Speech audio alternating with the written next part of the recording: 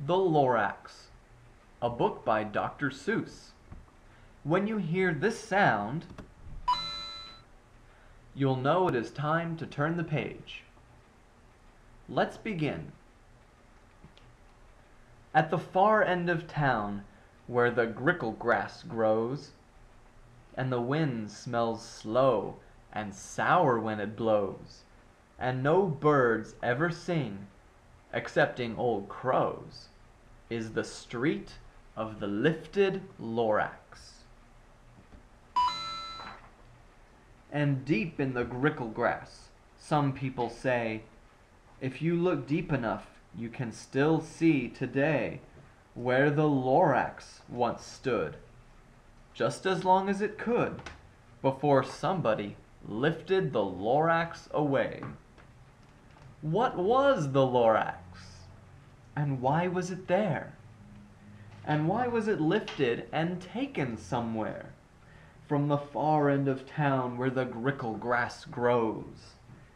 The old Onceler still lives here. Ask him, he knows. You won't see the Onceler. Don't knock at his door. He stays in his lurkin on top of his store. He lurks in his lurkin, cold under the roof, where he makes his own clothes out of miff-muffered moof. And on special dank midnights in August, he peeks out of the shutters, and sometimes he speaks, and tells how the Lorax was lifted away. He will tell you, perhaps, if you're willing to pay. On the end of a rope, he lets down a tin pail, and you have to toss in 15 cents and a nail, and the shell of a great-great-great-grandfather snail.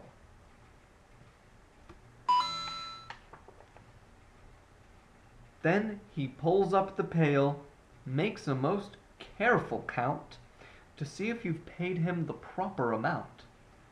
Then he hides what you paid him away in his snub, his secret strange hole in his groovulous glove. Then he grunts, I will call you by whisper-ma-phone, for the secrets I tell are for your ears alone. Slup. Down slups the whisper-ma-phone to your ear, and the old Onceler's whispers are not very clear, since they have to come down through a snurgly hose, and he sounds as if he had smallish bees up his nose. Now I'll tell you, he says, with his teeth sounding gray, how the Lorax got lifted and taken away. It all started way back, such a long, long time back. Way back in the days when the grass was still green, and the pond was still wet, and the clouds were still clean, and the song of the swomy swans rang out in space, one morning I came to this glorious place.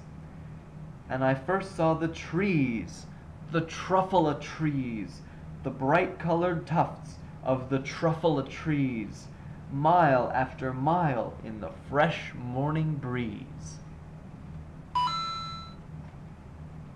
And under the trees I saw brown barbaloots frisking about in their barbaloot suits as they played in the shade and ate truffula fruits. From the rippleless pond came the comfortable sound of the humming fish humming while splashing around.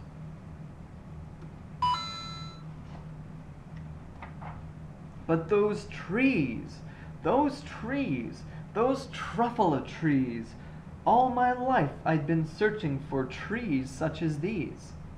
The touch of their tufts was much softer than silk, and they had the sweet smell of fresh butterfly milk. I felt a great leaping of joy in my heart. I knew just what I'd do. I unloaded my cart. In no time at all, I had built a small shop. Then I chopped down a truffle tree with one chop. And with great skillful skill, and with great speedy speed, I took the soft tuft, and I knitted a thneed. The instant I'd finished, I heard a gazump. I looked. I saw something pop out of the stump of the tree I'd chopped down. It was sort of a man. Describe him? That's hard. I don't know if I can. He was shortish, and oldish, and brownish, and mossy, and he spoke with a voice that was sharpish and bossy. "Mister," he said, with a sawdusty sneeze, "I am the Lorax. I speak for the trees. I speak for the trees have no tongues. And I'm asking you, sir, at the top of my lungs."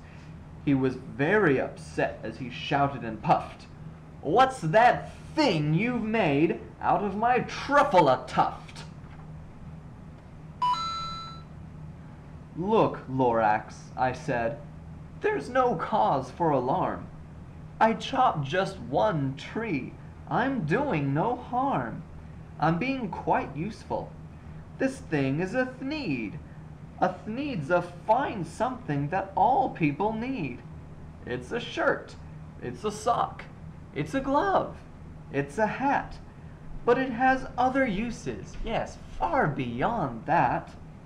You can use it for carpets, for pillows, for sheets, or curtains, or covers for bicycle seats." The Lorax said, "Sir, you are crazy with greed. There is no one on earth who would buy that fool thneed." But the very next minute I proved he was wrong, for just at that minute a chap came along, and he thought that the thneed I had knitted was great. He happily bought it for $3.98. I laughed at the Lorax. "You poor stupid guy. You can never tell what some people will buy." "I repeat," cried the Lorax, "I speak for the trees." "I'm busy," I told him. "Shut up, if you please." I rushed across the room, and in no time at all built a radio phone. I put in a quick call. I called all my brothers and uncles and aunts. And I said, "Listen here. Here's a wonderful chance for the whole Onceler family to get mighty rich. Get over here fast. Take the road to North Nitch. Turn left at Weehawken. Sharp right at South Stitch." And in no time at all, in the factory I built, the whole Onceler family was working